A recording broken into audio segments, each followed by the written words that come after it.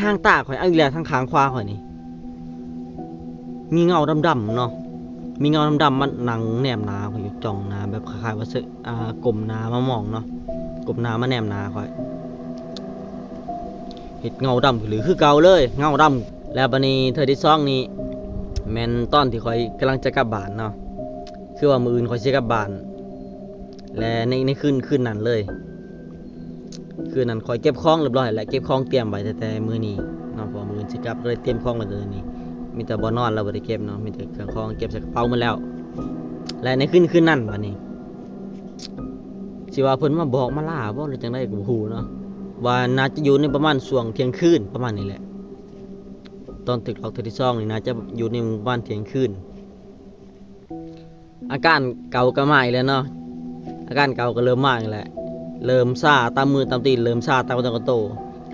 นี่เริ่มซ่าแล้วแข้งติ่งก็บ่ไหลแล้วบัดนี้หูก็ดับแล้วมิ้ง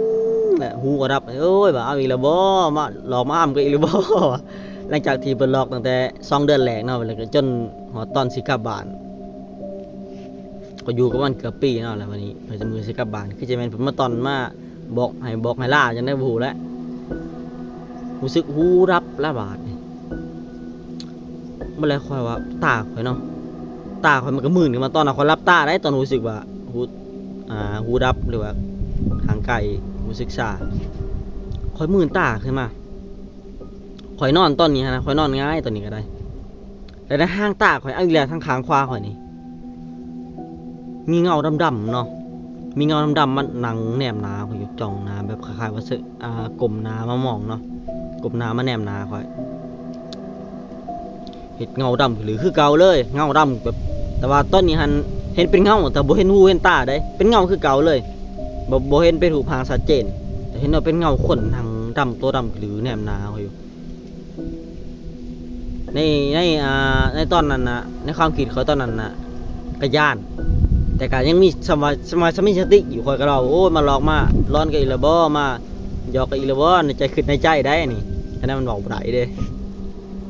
มาหลอกกับอีลาบ่คือเว้าจมแล้วในใจตัวเองคือมาหลอกกันดุแท้ว่ะปืนก็สิเมื่อแล้วในใจคือคนยังมีสติอยู่นะในความคิดตอนนั้นน่ะที่ว่ามันเองที่บ่ได้รับแน่นอนมันหูมือแล้วนะในเงาดำๆนะก็รู้สึกว่ากลมหน้าแล้วจุหน้าค่อยเนาะในความรู้สึกตาเขาก็ยังมือแน่นอยู่แต่ว่าเงาดำมันก็เหมือนในนั้นในห้องกัน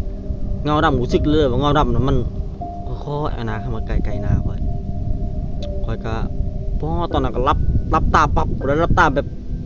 ในตอนนั้นคือกันเนาะคิดว่าสิตะวิทในใจคิดว่าโอ้ใครเพิ่นมาหลอกตัวนี้ในใจนี่โอ้สิคอเหล็กแล้วแต่ในบัดเจอกับโตเอลี่เลย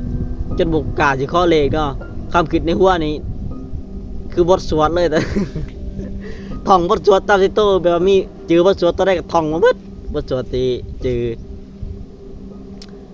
จนขายแล้วบัดนี้ต้นถึกอ้ำอยู่หั่นตีนข่อยมันปลายตีนข่อยมันยังรู้สึกว่ามันติ่งไหนอยู่เนาะแล้วบัดนี้ในปลายตีนข่อยมันรู้สึกว่ามันซุนกับแข็งเมียอยู่ข่อยก็เอานิ้วตีนแล้วขูดแข็งเมียอยู่เมียสิจะได้ก็บ่ตื่นได้ขูดแข็งเมียก็ได้จังมันรู้สึกจังมันบ่รู้สึกก็จนเพิ่นหลอกเพิ่นอ้ำแล้วเนาะ จะว่าอ้ำแล้วอะไรกันทางไกลก็เศร้าเริ่มกลับมาคือเก่าเริ่มมาติ่งได้คือเก่าก็จนมื้อเช้ามาเนาะก็เล่าให้อายในห้องงานฟังอีกเราคนในห้องงานฟังเขาก็บอกว่าซื้อน้ำแดงมาบอกมาลาผมคะแนนเขาก็ยังบ่ทันได้บอกได้ลาเพิ่นเด้แล้วก็หาถุงหาเทียนมาไต่มาบอกในชั้นพระภูมิแล้วก็ตามแบบว่าพรที่มันมีกุ้งใหม่กุ้งนึงนะห้องงานเนาะที่เขาเอาผ้าซีมามัดไว้เขาบอกว่านี้เป็นบอลเจ้าที่เขาบอลซัมเปอร์ซีอยู่คอยก็เอาถูไปวายนะฮะแล้วน้ำแดงก็ซื้อมาไว้ชั้นพระภูมิบอกกล่าวเมื่อก็อันนี้ก็เป็นประสบการณ์การถือหลอกถึงอ้ำของคอยเนาะ2เถื่อแต่ว่าเถื่อครั้งแรกนี้ไปอยู่ประมาณ2 เดือนแล้วถืออ้ำแต่เถื่อสุดท้ายนี่ก็คือตอนกำลังสิกลับบ้านเนาะก็เป็นการถือพี่อ้ำอยู่ประเทศไทยเนาะมันอยู่ประเทศลาวอยู่ไทยเรื่องแต่ว่าเขาจะมาเล่าเรื่องพวกนี้เนาะเรื่องพวกพี่สร้างนั่งใหม่ยังพวกนี้นะคอยนี่เป็นคนที่แบบว่าเสือเนาะ เป็นคนเสืออยู่แล้วเสือแต่อยู่บ้านพุ่นแหละบ่เคยเห็นแต่ก็บางคนเขาก็บ่เสือเนาะแต่ข้อยคิดว่ามีถึงเขาสิบ่เคยเห็นแต่คิดว่ามีขนาดลมนี่เฮายังแนมบ่เห็นเลยก็ยังฮู้จักว่ามันมีนะเนาะเรื่องการถูกพี่ล็อกย่ำข้อยก็สิประมาณนี้เนาะแต่ว่าเป็นการถูกหลอกอยู่ประเทศเขาเนาะมันอยู่ประเทศเอง